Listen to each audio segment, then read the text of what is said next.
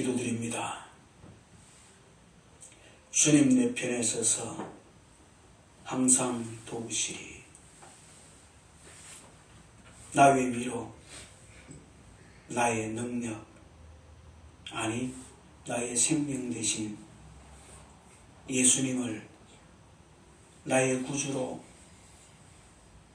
바라보게 하시고 알게 하시고 깨닫게 하시고 그 예수로 인하여서 내게 새 생명의 삶을 살아가도록 나를 부르시고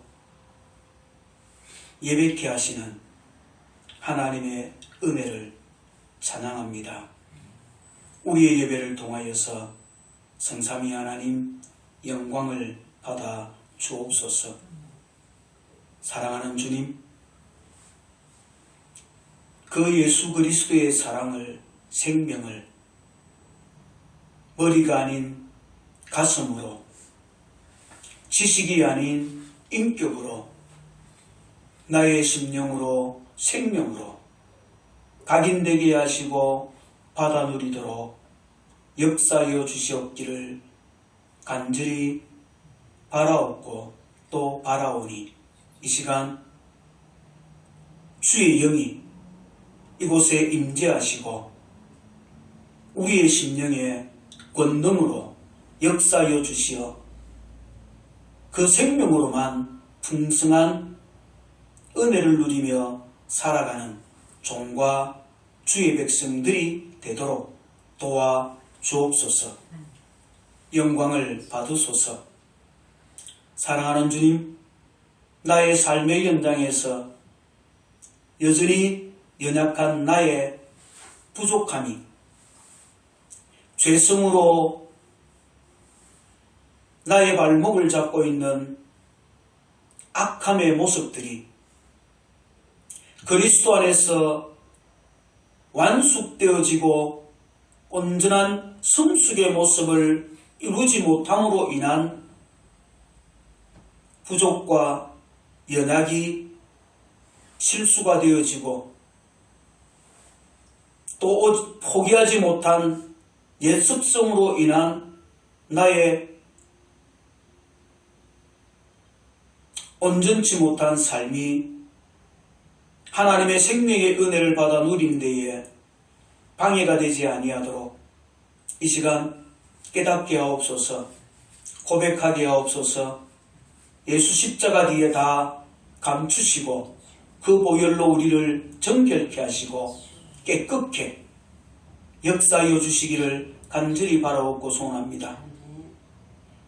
습관을 쫓아 드려지는 기도라 할지라도, 부족한 자의 기도라 할지라도, 긴가민가 하는 믿음 없는 기도라 할지라도 그 기도가 예수 생명의 이름으로 드리는 기도가 되게 하시고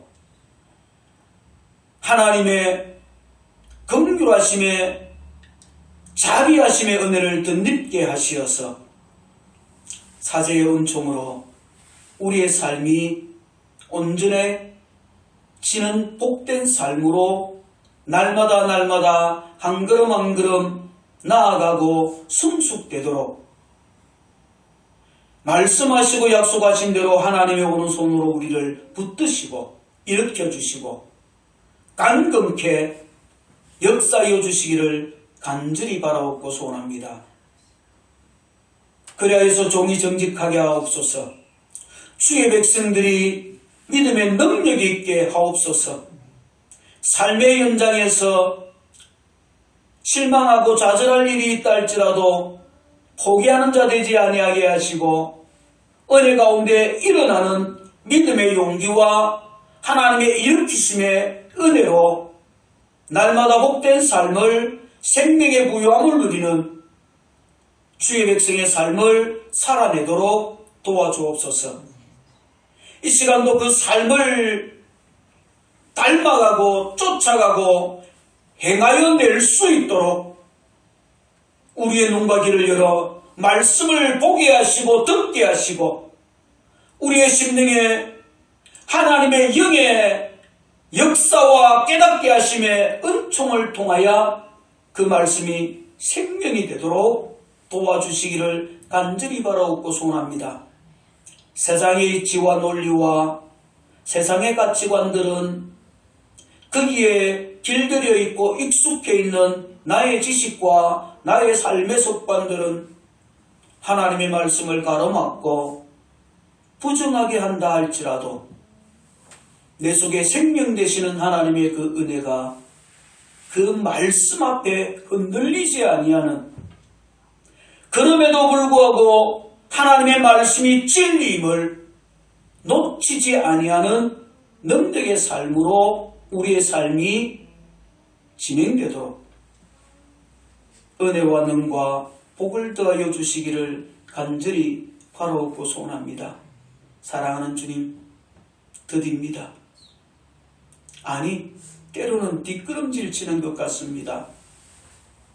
그런 어린아이와 같은 그리스도의 초보의 걸음을 걸어가고 있는 종의 모습을, 믿음의 모든 권속들의 모습을 긍휼히 여겨 주심을 감사합니다. 불쌍히 여겨 주심을 감사합니다. 그럼에도 불구하고 성일이 되어지고 하나님이 구별하신 날이 되어지면 어김없이 이 생명의 자리에 나의 자리가 있게 하시고 나의 인격이 동참할 수 있게 하시고 오직 여호와를 바라볼 수 있는 생명이 나의 심령에 작동되어지는 은혜와 복으로 이 시간 예배의 현장에 함께하는 주의 백성들의 삶이 되도록 역사하여 주심을 감사합니다. 오 주님, 그것이 복음의 능력으로 나의 주변에 생명의 영향력을 끼칠 수 있도록 더 큰 은혜와 능을 더하여 주시기를 간절히 바라옵고 소원합니다. 사랑하는 주님, 우리가 살아가는 삶의 현장이 참으로 험난하고 복잡합니다. 때때로는 우리가 무엇을 선택하고 결단을 내려야 할지 혼돈스러울 때가 있음을 고백합니다. 그때마다 우리가 택하고 취하여 나아가는 걸음에 죄가 끼어들지 않게 하옵소서. 세상의 악함이 끼어들지 않게 하옵소서. 모든 것을 합력하여 선을 이루시는 하나님의 은혜 가운데에서 우리의 걸음들이 생명의 걸음들만 되게 하시고 진리를 쫓아가는 걸음들만 되게 하시고 하나님의 뜻을 이루는 걸음들만 되게 하시고 하나님의 영광을 드러내는 걸음들만 되도록 도와주시기를 간절히 바라옵고 소원합니다. 무엇보다도 우리의 자녀들의 삶의 현장에 이 같은 하나님의 섭리와 인도하심의 간섭하심의 은혜가 특별히 넘치도록 역사하여 주시어서 저들의 삶이 힘있게 하시옵소서. 능력이 있게 하옵소서. 하나님의 생명의 은혜가 있게 하옵소서. 그리하여서 저들이 사용하는 언어가 생명의 언어가 되게 하옵소서. 저들의 무릎이 하나님 앞에 꿇어지게 하시고 세상에 사람을 의지하고 자신의 능력과 지혜를 의지하지 아니하도록 젊음을 과도하게 과신하지 아니하도록 주님 도와주시기를 간절히 바라옵고 소원합니다. 세월을 아끼며 청년의 때에 창조주를 기억하라고 하신 말씀 앞에 겸손한 믿음의 삶을 살아갈 수 있도록 우리의 자녀들을 주께서 복되게 역사하여 주옵소서. 저들이 삶의 현장에서 부딪혀지고 만나는 일들과 사람들과의 관계 속에서 믿음을 잃지 아니하게 하시고 실망과 낭만 가운데에 하나님을 향한 긍휼하심의 은혜와 사랑을 놓치지 아니하고 오직 여호와를 바라보고 하나님의 은혜를 구하는 믿음의 삶에 힘을 잃지 아니하도록 은혜 위에 은혜를 더하여 주옵소서. 주의 백성들이 살아가는 삶의 현장에 물꼬리 마르지 아니하도록 이 경제의 위기 속에서도 하나님께서 필요한 것들을 넉넉히 풍족하게 채워주시고 자신의 손에 들려 있는 것에 만족과 기쁨과 감사가 넘치도록 은혜 위에 은혜를 더하여 주옵소서.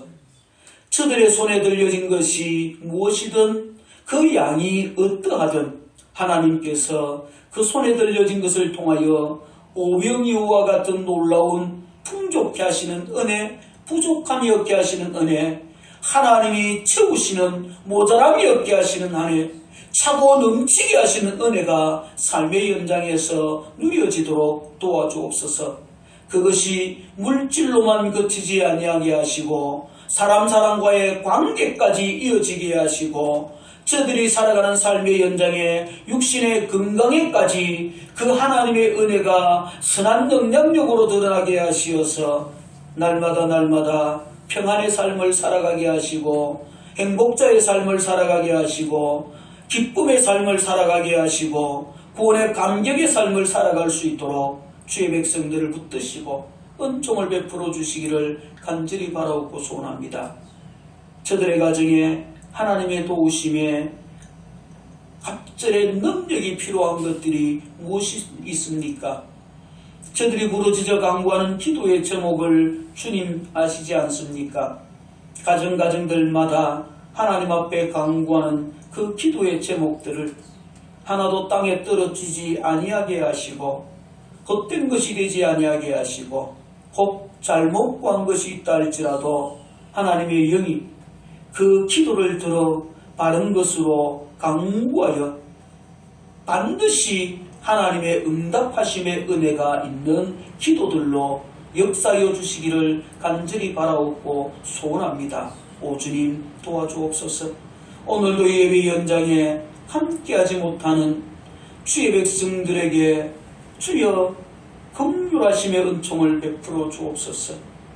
복된 승리를 지키는 것이 생명이 되게 하시고 믿음 잃지 아니하도록 생명 잃어버림 당하지 아니하도록 하나님을 잠시 잃어버림 당하고 있는 주의 백성들의 마음이 다시 한번 세상이 아닌 여호와로 인하여 하나님의 구원하신 그 십자가의 능력으로 인하여 회복되어지는 하나님께로 다시 돌아와 이 예배 현장에 함께 구원의 감격과 기쁨을 만끽하고 누리는 은혜의 삶을 살아내기에 부족함이 없도록 주께서 도우시고 역사하여 주시기를 간절히 바라옵고 소원합니다. 여전히 이 나라가 정치적으로 시끄럽고 풀려지지 아니한 묶여있는 매듭으로 인하여 양쪽으로 양분되어진 참으로 극단의 대립, 극단의 대립으로 치닫고 있는 상황에 있는 형편을 아시는 하나님, 이 대립이 속히 종결되어지기를 원합니다. 종결되어지되 서로 부딪히는 불상사가 일어나지 아니하게 하옵소서.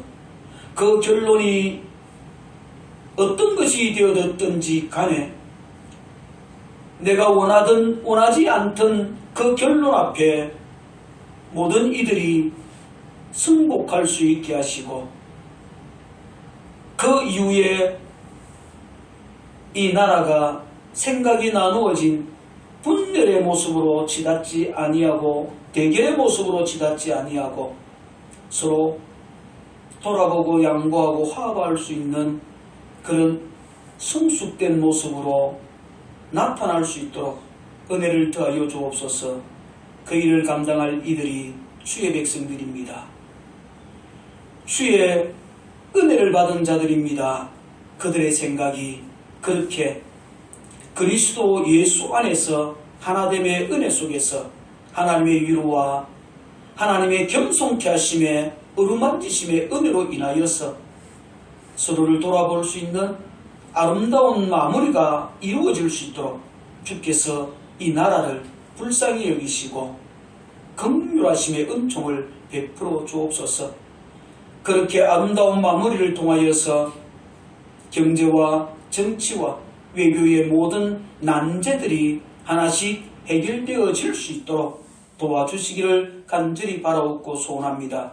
무엇보다도 정치인들을 주께서 기억하시고 저들의 심령 속에 하나님을 두려워하는 마음이 있게 하시고 진리를 왜곡하고 진리를 배척하는 악한 법을 만들어내지 아니할 수 있도록 주께서 은혜를 더하여 주시되 그 속에 있는 그리스도인이라고 고백하는 이들이 정신을 차려서 자신의 역할을, 자신의 주어진 직임을, 하나님 앞에 받은 그 생명의 역할을 잘 감당해 내므로 인하여 진리를 파수하는 일에 자신의 직분을 사수할 수 있도록, 사용할 수 있도록 은혜 위에 은혜를 더하여 주옵소서. 예배의 시종을 주겠다 갑니다. 이 시간도 종을 붙드소서. 생명의 말씀만을 선포하게 하시고 그 말씀을 통하여 종과 주의 백성들이 예수 그 생명의 은혜로 풍성한 복을 받아 또 한 주간 하나님 앞에 기쁨의 삶을, 생명의 삶을 살아가고 하나님께만 영광이 되어지는 복음의 삶을 살아내도록 도와주시기를 간절히 바라옵고 소원합니다. 우리의 예배를 통하여 성삼위 하나님 영광을 받으시기를 간절히 소망하오며 예수님의 이름으로 축복하며 기원하옵나이다. 아멘.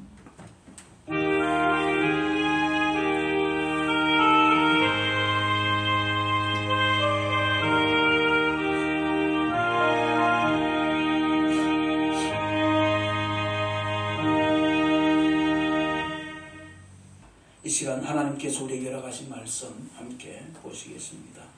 에스겔 3장 16절에서 21절에 있는 말씀입니다. 에스겔 3장 16절에서 21절입니다. 찾으신 줄 알고 제가 봉독합니다.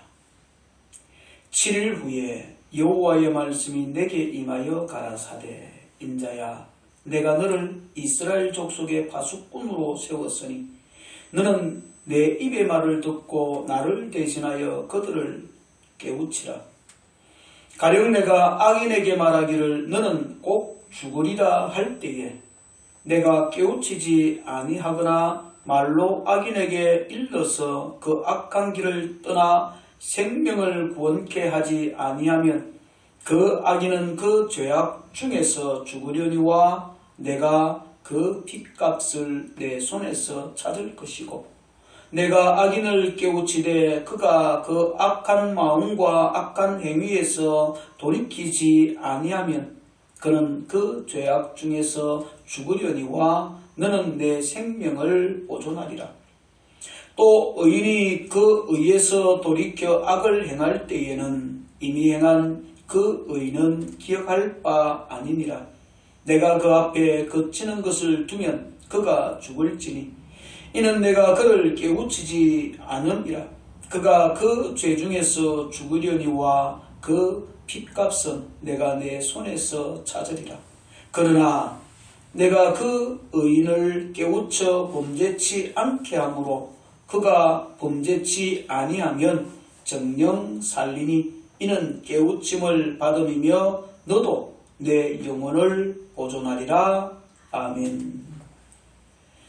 함께해서 나누시겠습니다. 하나님이 사랑하십니다. 하나님 사랑하십니다. 예수 안에 행복하고 승리합시다. 예수 안에 행복하고 승리합시다. 세월이 참 빠르게 지나가는 듯합니다. 3월이 벌써 끝을 보입니다. 그리고 우리 앞에 또 4월이 기다립니다.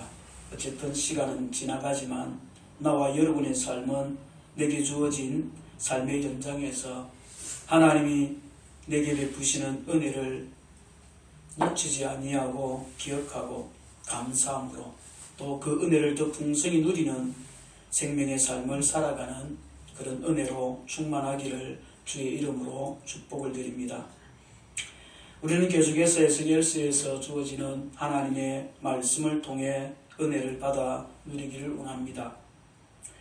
남유다 패망 전후 시대에 주어진 하나님의 계시가 수록되어진 책이 에스겔서입니다. 이 에스겔서는 BC 586년 예루살렘 함락을 기점으로 자연스럽게 그 이전에는 주로 심판에 관한 예언이 그리고 그 이후에는 주로 회복에 관한 하나님의 계시를 기록하고 있습니다. 다시 말하면 BC 586년 예루살렘 함락을 기점으로 해서 함락 이전에는 하나님의 심판에 대한 말씀이, 그리고 함락 이후에는 그럼에도 불구하고 하나님이 이스라엘을 사랑하시고 어떻게 회복하시는가, 그 회복의 은혜를 우리가 어떻게 받아 누리며 살아가야 할 것인가 하는 계시가 기록되어져 있다라는 것입니다.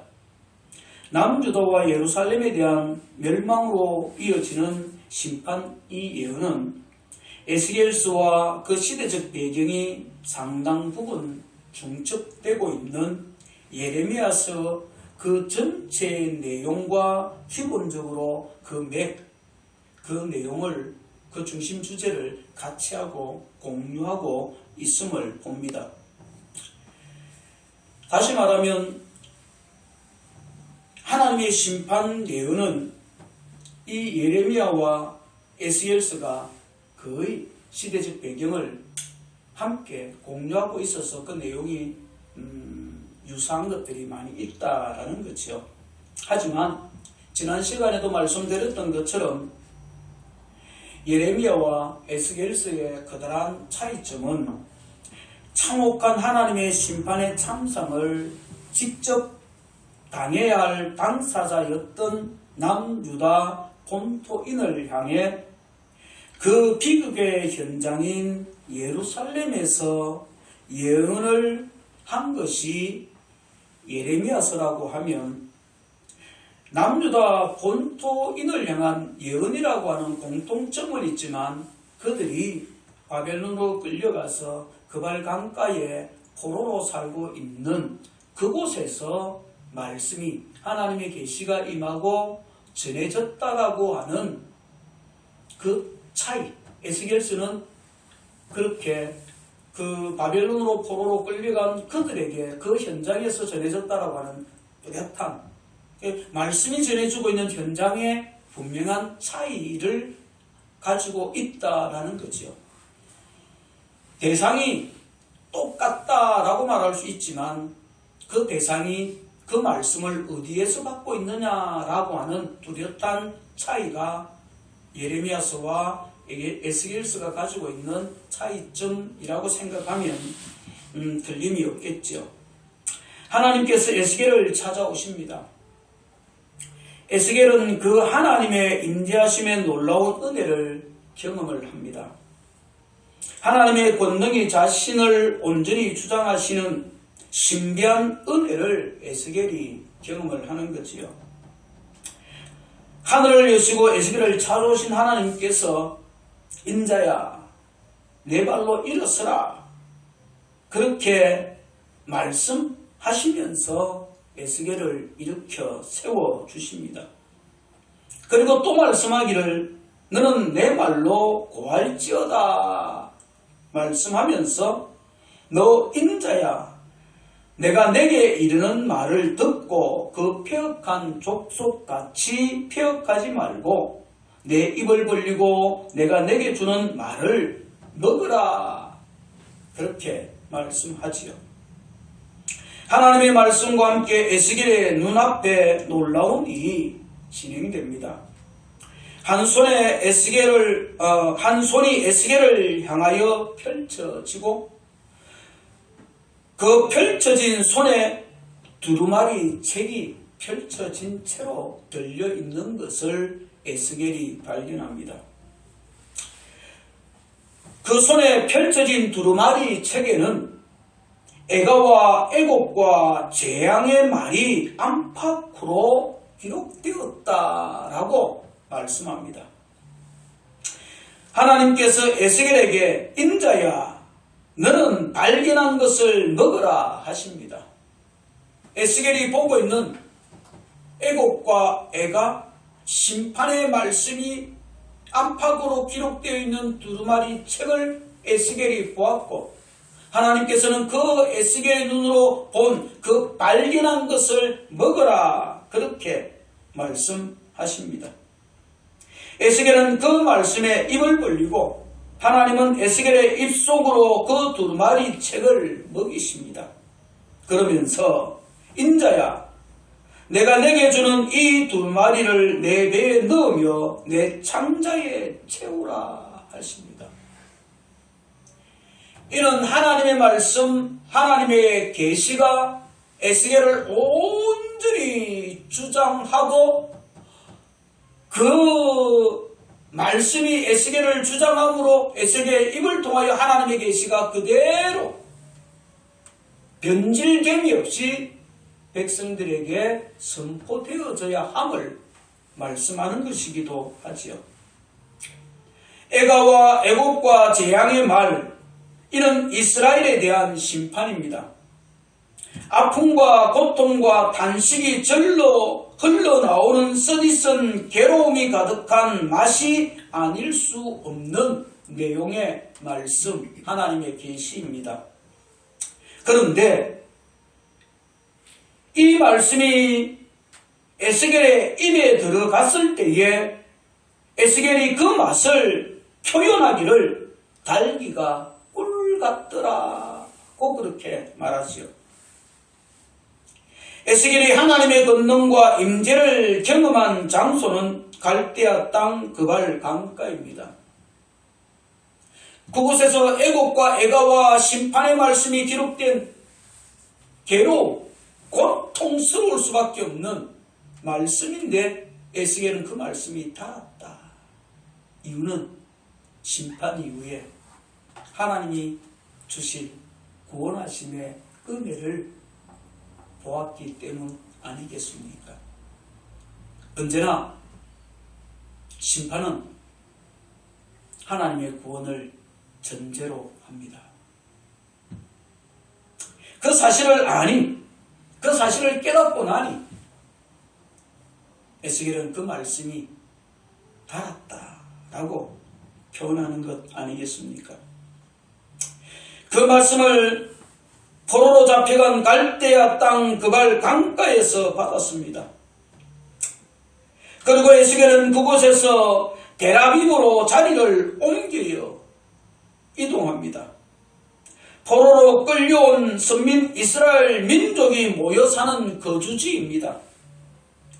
하나님의 권능과 임재를 경험한 에스겔은 그곳에서 두려움에 떨었다라고 말합니다. 애가와 애곡과 재앙의 말을 들은 에스겔은 두려움에 떨었다라는 것입니다. 그 두려움은 민망하고 가슴이 답답한데 어찌할 방법이 없는 두려움일 것이었습니다. 그렇게 두려움에 떨며 그곳에서 7일이라고 하는 긴 시간을 보내고 있습니다. 그리고 다시 하나님의 말씀이 에스겔에게 임합니다.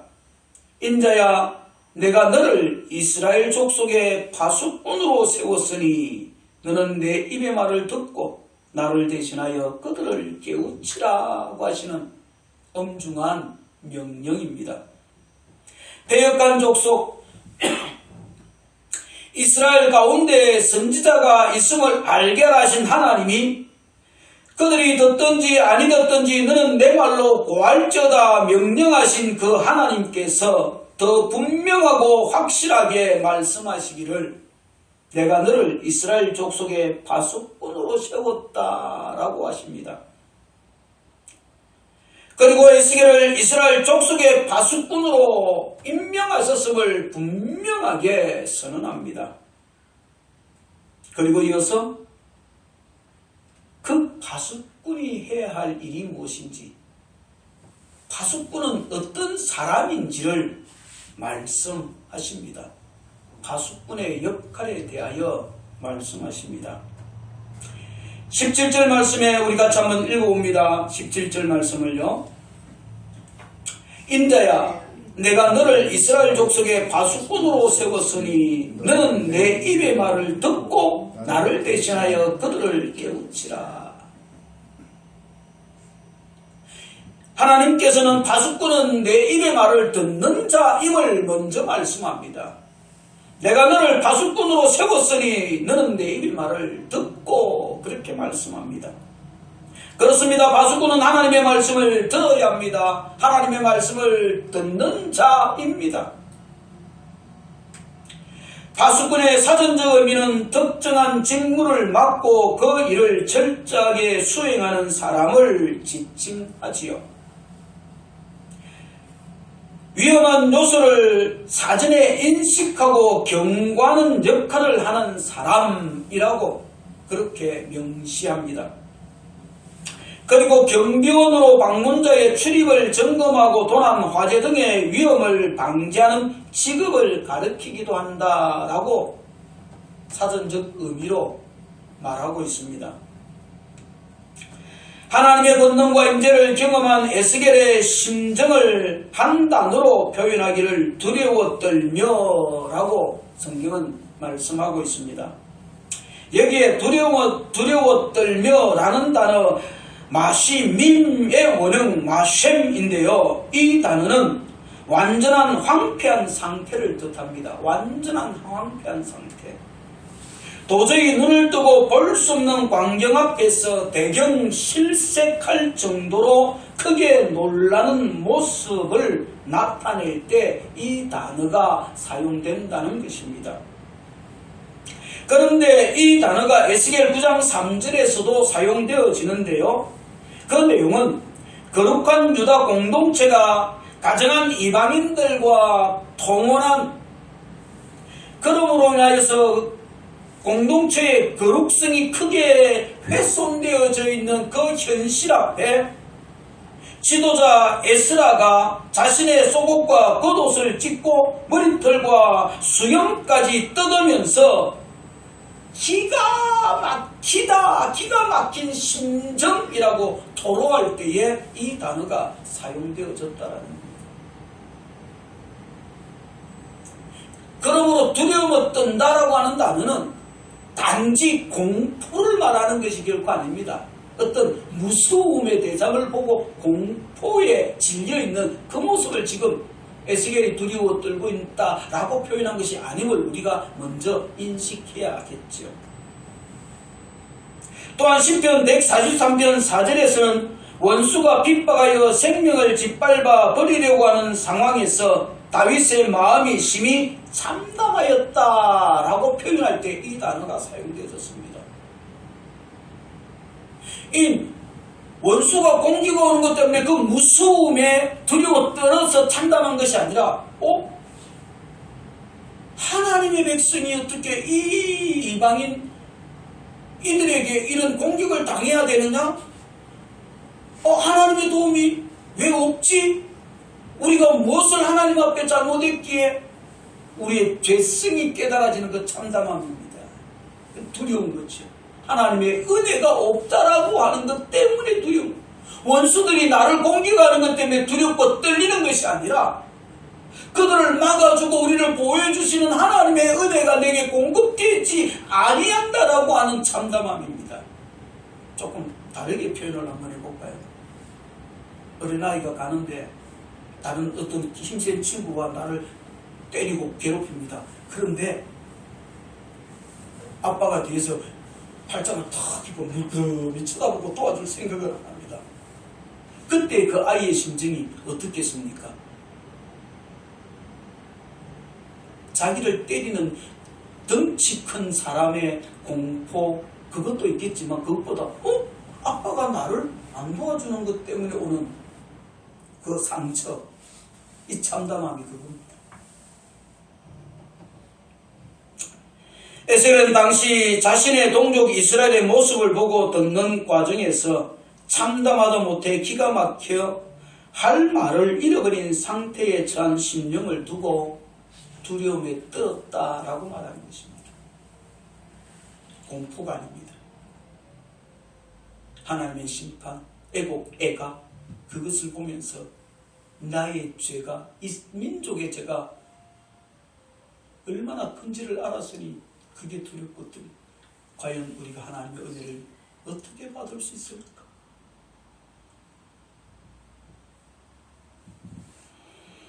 그리고 그 마음에 안정을 찾고 평상심을 가지는 일이 그 마음속에 있는 두려움과 떨림으로 요동치고 있으니 안정을 찾는 일이 쉽지가 않습니다. 그 두려움과 떨림이 하루를 지나고 이틀 지나 일주일이 지나는 동안 진전됨이 없이 계속되고 있습니다. 그렇게 아무 일도 하지 못하고 두려움에 떨고 있는 에셀에게 하나님의 말씀이 다시 들려옵니다. 7일 후에 여호와의 말씀이 내게 임하여 이르시되,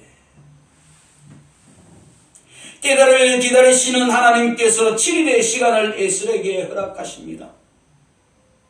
그 마음의 두려움과 떨림을 그대로 허락하십니다. 그 마음의 감정을 다스릴 수 있을 만큼의 시간을 하나님이 허락해 주십니다. 그리고 때가 되면 에스겔로 하여금 그가 감당해야 할 일을 말씀하십니다.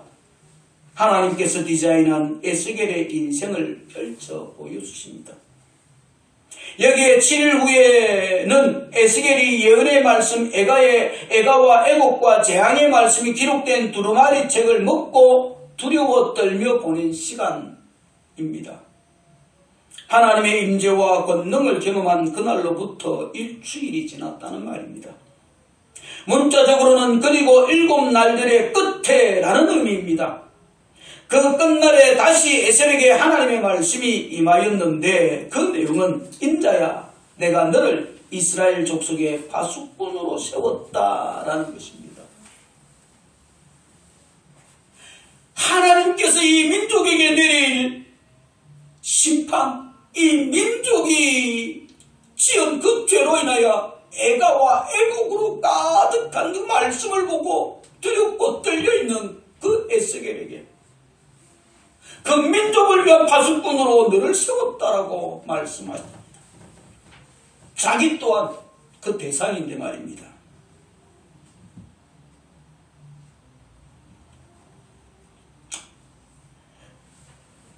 하나님께서 인자야 내가 너를 이스라엘 족속의 파수꾼으로 세웠다라고 하는 임명장을 제시합니다. 이는 참담한 심정으로 할 말을 읽고 앉아있는 에스겔, 두려워 떨고 있는 에스겔에게 위로와 용기를 주는 말씀이 아니라 그 무게를 가늠할 수 없는 엄청난 부담과 책임감이 필요한 사명이 에스겔에게 있음을 일깨워주는 것입니다. 그 사명은 파수꾼입니다. 파수꾼의 역할은 먼저 위험을 감지하고 사람들에게 위급한 상황에 대하여 신속하고 정확하게 전달하는 사람입니다. 그러므로 세상의 파수꾼은 보는 눈이 있어야 하지 않겠습니까? 그리고 듣는 귀가 열려 있어야 할 것입니다. 그리고 보고 들은 것을 판단하고 정리하는 지혜가 분명히 있어야 합니다. 뿐만 아니라 그 모든 것을 정확하고 분명하고 확실하게 전달하는 입이 있어야 합니다. 보고 들었고 다 정리가 되어졌고 말할 수 없다라고 하면, 말할 용기와 담력이 없다라고 하면, 결단력이 없다라고 하면 그 사람은 파수꾼으로서의 역할은 제로 아니겠습니까? 하지만 하나님이 선택하여 세우는 파수꾼은 눈과 귀 그리고 입을 사용하는 것이 세상의 파수꾼들과 다를 것이 없지만 분명하게 달라야 하는 것이 있다면 하나님께서 보게 하시고 듣게 하시며 말하게 하시는 것만을 세상에 전하는 일꾼이라는 것입니다. 세상의 파수꾼은 세상의 위험을 감지하고 말하는 것이라고 하면, 하나님의 파수꾼은, 이스라엘 족속의 파수꾼은 세상을 보고 말하는 것이 아니라, 판단하는 것이 아니라 세상과 상관없습니다. 세상이 어떠든지 상관없습니다. 하나님이 뭐라고 말씀하시는지, 그 세상을 향하여 하나님이 무엇을 보게 하시는지, 세상에 일어나는 사건과 일들을 통하여 하나님이 보게 하시고 깨닫게 하시는 것이 무엇인지, 그리고 하나님이 지금 계획하고 진행하시는 것이 무엇인지, 그리고 세상에게 하나님께서 무엇을 말하라고 하시는지, 그것이 중요하다. 그것만을 말하는 것이다라는 거죠.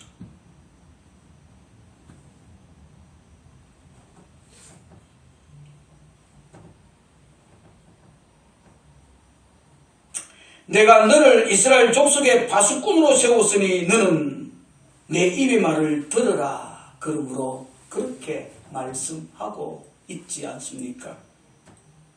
이는 에스겔의 삶의 방식과 방향을 정하는 것입니다. 에스겔이 살아가야 할 삶의 기준과 길을 제시하는 것 아니겠습니까? 그리고 에스겔이 살아내어야 할 모든 삶의 힘과 능력이 어디에서 공급되는지를 분명하게 제시하는 것입니다. 하나님께서 에스겔에 너는 내 입의 말을 듣고 그들을 깨우치라 하시면서 하나님의 말씀이 곧 사람의 생명을 구원하기도 하고 그 생명을 보존하기도 하며 또 핏값을 찾고 사망에 이르게도 한다는 사실을 분명하게 말씀합니다. 사람들은 생명이 다해서 끝이 나는 줄 알고 어떤 사고로 인하여서 생명이 끝이 나는 줄 알고 어떤 일과 어떤 사건과 어떤 문제 때문에 실패와 성공이 결정되는 줄 알고 그렇게 살아가지만 하나님은 달리 말씀합니다. 내가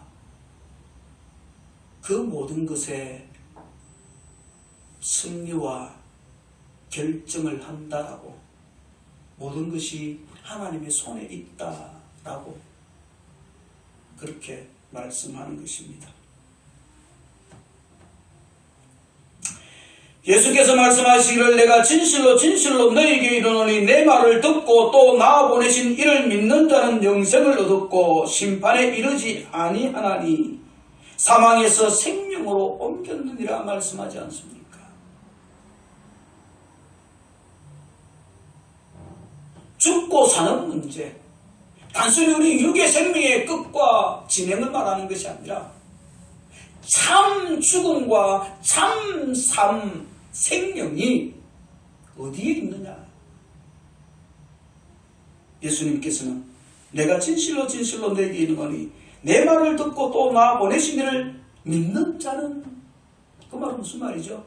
예수가 곧 생명이라는 말입니다. 복음이 곧 생명이라는 말입니다. 복음이 곧 심판과 생명을 좌우지하는 기준이 된다라는 말입니다. 그렇습니다. 하나님의 말씀 곧 복음을 듣고 믿는 사람은 그 생명이 보존되겠지만 말씀을 듣지 아니하고 외면하고 거부하는 사람은 죽음을 맞이하게 됩니다. 그러므로 파수꾼은 먼저 하나님의 말씀을 받아야 합니다. 하나님의 말씀 복음을 들어야 합니다. 그 말씀을 먹고 배에 넣으며 창자에 채워 영의 양식 생명의 양식의 풍족함을 누리며 살아가야 합니다. 오늘 나와 여러분이 예배하는 이유가 거기에 있습니다. 이 말씀을 먹기 위해서 예배하는 것입니다. 내가 생명으로 살아가기 위해서. 또한 파수꾼은 말씀을 먹었으니 그 말씀으로 세상을 깨우치는, 하나님이 깨우치라고 했으니 깨우치는 선포자의 삶을 살아가야 합니다. 우리 19절 말씀을 같이 한번 읽어봅니다. 내가 악인을 깨우치되 그가 그 악한 마음과 악한 행위에서 돌이켜지 아니하면 그는 그 죄악 중에서 죽으려니와 너는 내 생명을 보존하리라. 에스겔을 이스라엘 족속의 파수꾼으로 세우신 하나님께서 인자야 너는 내 입의 말을 들으라 말씀하십니다. 그리고 나를 대신하여 그들을 깨우치라는 엄중한 말씀으로 에스겔이 받은 사명이 무엇인지를 분명하게 말씀합니다. 에스겔을 향한 하나님의 말씀은 참으로 엄중하고 무섭기까지 합니다.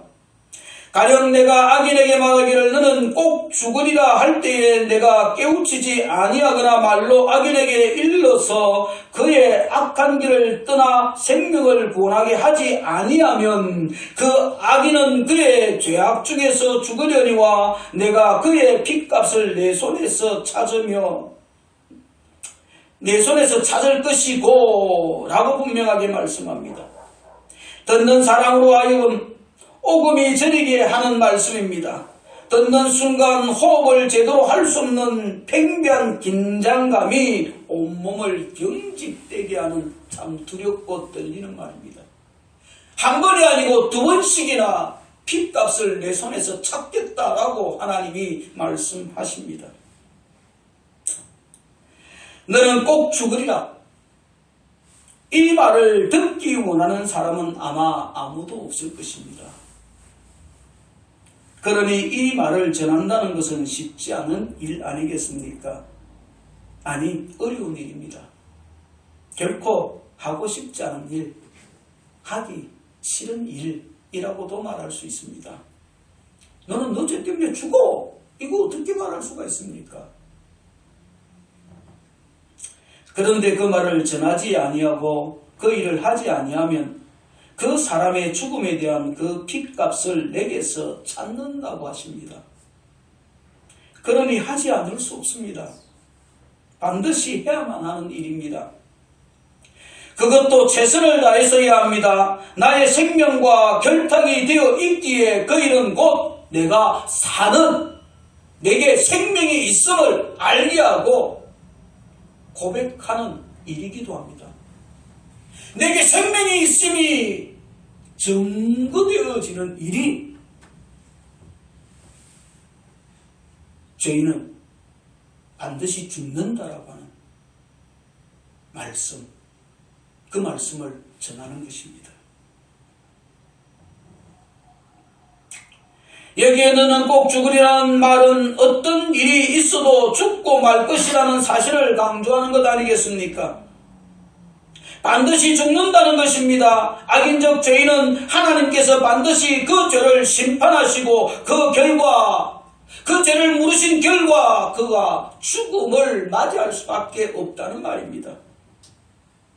그러나 악인적 죄인이라 할지라도 하나님께서는 경고도 없이 곧바로 심판을 시행하지 않고 반드시 파수꾼을 통해 자신들의 죄 때문에 반드시 죽을 것이라는 경고를 하신 후에 그 죄를 물으시고 심판하신다는 것입니다.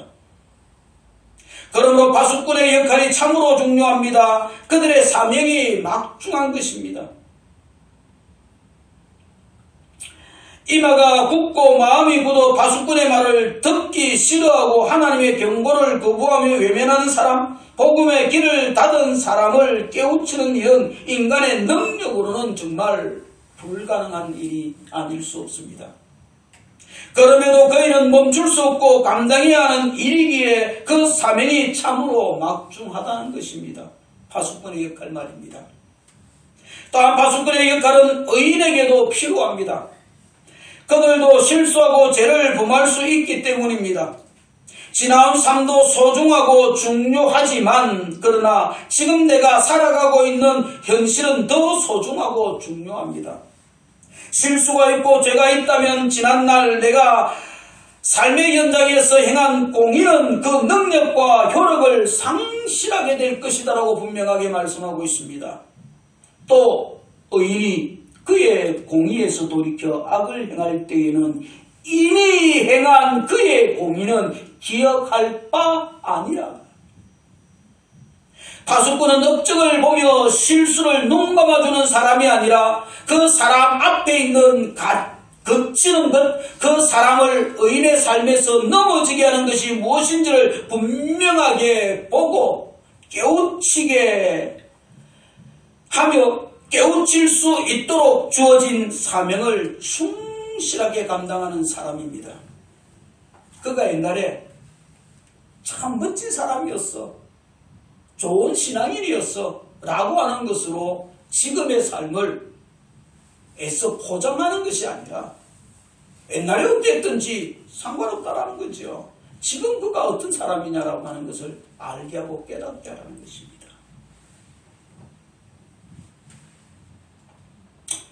내가 그 앞에 거치는 것을 두면 그가 죽을지니 이는 내가 그를 깨우치지 아니함이라 말씀합니다. 그리고 그는 그의 죄 중에서 죽으려니와 그 핏값을 내가 내 손에서 찾는다.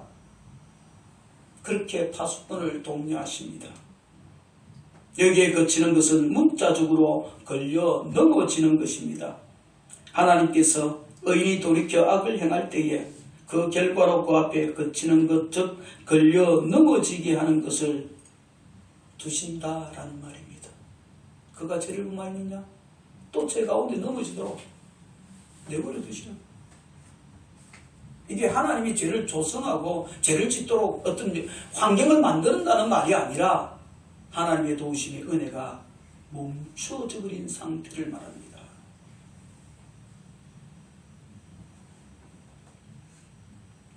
하나님께서 애굽을 심판하실 때에 애굽 왕 바로의 마음은 심히 교만하고 강팍가 있습니다. 이 강팍한 상태, 하나님의 만지심, 하나님의 은혜가 전혀 영향력이 없는, 하나님이 그 은혜의 영향력을 행하지 아니하는, 그래서 그 악한 상태로, 본디 인간은 죄인 아닙니까? 죄인으로 태어난 자 아닙니까? 그 악한 상태로 그냥 하나님 가만히 내버려두는 거예요.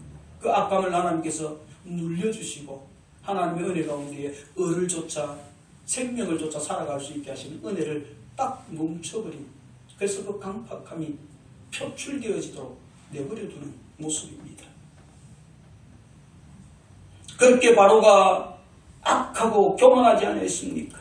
여호와가 누구이기에 내가 그의 목소리를 듣고 이스라엘을 보내겠느냐? 교만한 말로 하나님의 말씀을 무시하고 조롱하지 않습니까? 결과 애굽은 10가지 재앙으로 심판을 당합니다. 마지막 10번째 재앙은 장자의 죽음으로 온 애굽이 울음바다가 되어집니다. 통곡으로 가득합니다. 초상집이 되어집니다. 그런데 유독 즐거운 곳이 있습니다. 예수 그리스도의 십자가의 보혈을 예표하는 어린 양의 피로 그 집에 그 피를 바른 집들은 그 죽음의 그림자들이 다 통과하는 생명의 복을 허락하십니다. 이는 하나님께서 바수꾼으로 세우신 모세가 전하는 하나님의 말씀에 순종하는 모든 사람이 누린 은혜입니다. 죽음의 연장 사막으로 통곡의 소리가 가득한 그 애굽에서 생명의 기쁨을 누리는 놀라운 은혜입니다. 모세를 통하여 하나님께서 살 길을 주셨을 때에 그 말씀을 듣고 순종한 자들이 누린 은혜입니다. 출애굽의 연장에서 모세를 이스라엘 바수꾼으로 사용하신 하나님께서 이제 에스겔을 이스라엘의 바수꾼으로 세워 그 사명을 감당하라 하시는 것입니다. 그리고 바수꾼이 자신에게 주어진 사명에 충실하게 살아가는 그것이 모두가 사는 길이다, 그렇게 말씀합니다. 내가 그 의인을 깨우쳐 범죄하지 아니하게 함으로 그가 범죄하지 아니하면 정령 살림이 이는 깨우침을 받음이며 너도 내 생명을 보존하리라. 그런데 말입니다. 참으로 흥미로운 것은 악인에 대한 구절에서는 악인이 깨우침을 받아 범죄하지 않으므로 생명을 보존할 것이라는 구절이 없습니다. 여러분 집에 가서 한번 오늘 본문의 말씀을 쫙 읽어보세요. 악인에 대한 말씀에서는 그들이 돌이킨다는 말이 없습니다. 하나님의 복음이 선포되어지는데 돌이킨다는 말이 없습니다.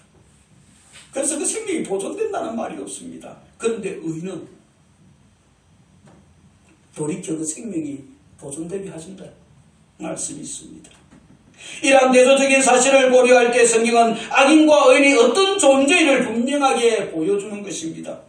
두 부류 모두 범죄할 가능성이 있고 실제로 죄를 범하지만 악인은 바수꾼의 경고를 듣지 않는 자이고 의인은 바수꾼의 경고를 듣고 돌이키는 자라는 사실을 말합니다.